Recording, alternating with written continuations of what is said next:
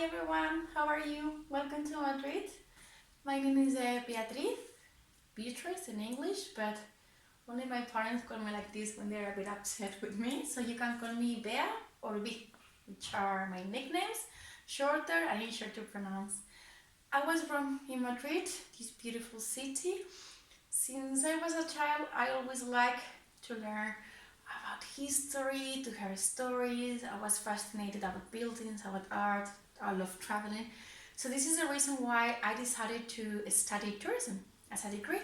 But when I finished university, I thought Madrid was too small, so I moved overseas. I spent 9 years living abroad in London, then in Australia as well, in Brisbane, and I always work within the travel industry. I work in museums, in hotels, for a website, as a product manager, etc. But 5 years ago, I made a decision of my life.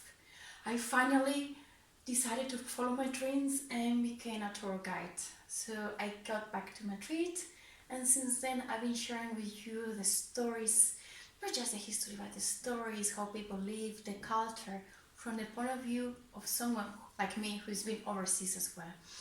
One of the favorite stories, anecdotes I like to share with my travelers, because if you are traveling with me, you're not a tourist or a passenger, you're a traveler. It's about an event that happened in Madrid in 1906 in one of the main streets. We call it Calle Mayor.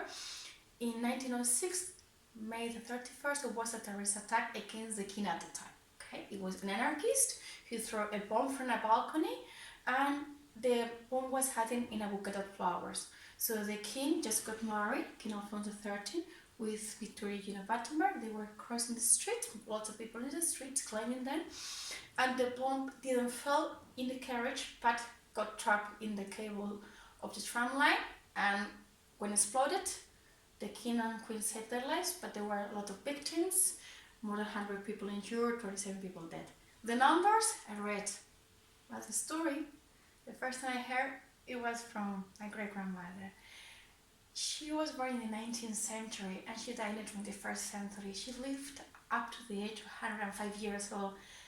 And I get emotional because she had great memory. So when we were visiting her, she was always telling us stories. She could remember things that happened in the Spanish Civil War, how they suffered afterward, what happened before as well. And she remembered this chapter that I just told you. She remembered that terrorist attack. Can you believe she was only 8 years old? She was a witness. And she remembered the songs that the children sing about the victims, about this attack that happened. Imagine the impact for a child. And I remember being like, wow, when she was telling us all these stories. So this is one of the things that I'll be sharing with you. Obviously, if you come to Madrid, these are many, many other things, many other secrets. So thank you, and I'm waiting for you here.